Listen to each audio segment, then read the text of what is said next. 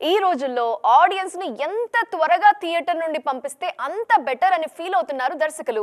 అందుకే కుదిరితే 2 గంటలు లేదంటే 2.5 గంటల్లోపే సినిమాలు తీస్తున్నారు. కానీ ఇప్పటికీ కొందరు దర్శకులు మాత్రం 3 గంటల బొమ్మ చూపిస్తున్నారు. తాజాగా మరో సినిమా సైతం ఏకంగా 3 గంటల 4 నిమిషాల నిడివితో వచ్చేస్తోంది. ఈ రోజుల్లో 2 గంటల సినిమా చూడటమే గగనంగా మారిపోయింది. అలాంటిది 3 గంటల సినిమా అంటే మాటలు కాదు. కానీ కంటెంట్ కరెక్ట్ గా ఉంటే ఎంతసేపైనా చూస్తారని చెప్పడానికి కల్కి, యానిమల్ లాంటి హిట్ సినిమాలే కారణం. బాక్సాఫీస్ బెండ్ తెస్తున్న కల్కి రన్ టైం 3 గంటలు. అలాగే యానిమల్ సినిమా కూడా 3 గంటల పైనే ఉంటుంది. కంటెంట్ తో ఆడియన్స్ ని కూర్చోబెట్టగలిగితే రన్ టైం అసలు మ్యాటరే కాదంటూ దర్శక నిర్మాతలు ప్రూవ్ చేస్తున్నారు. తాజాగా శంకర్ కూడా ఇదే చేస్తున్నారు. ఈయన తెరకెక్కిస్తున్న భారతీయుడు 2 జూలై 12న విడుదల కాబోతోంది. ఈ సినిమా సెన్సార్ పూర్తయింది.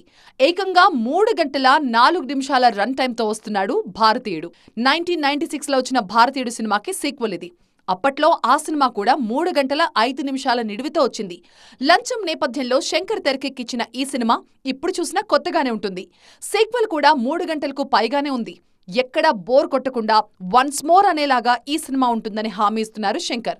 300 కోట్లతో భారతీయుడు 2 సినిమాను తెరకెక్కిస్తున్నారు శంకర్. దీనికి పార్ట్ 3 కూడా ఉంది. నిజానికి భారతీయుడు 3 కథ నచ్చి 2 చేస్తానన్నారంటే కమల్ హాసన్. అయితే ఎన్ని కబుర్లు చెప్పినా కట్టిపడేసే స్క్రీన్ ప్లే ఉంటే గానీ భారతీయుడు 2 బయటపడటం కష్టమే. ఎందుకంటే 3 గంటల సినిమాతో మెప్పించడం అంత ఈజీ కాదు. మరి దీన్ని శంకర్ ఎలా బ్యాలెన్స్ చేస్తారో చూడాలి.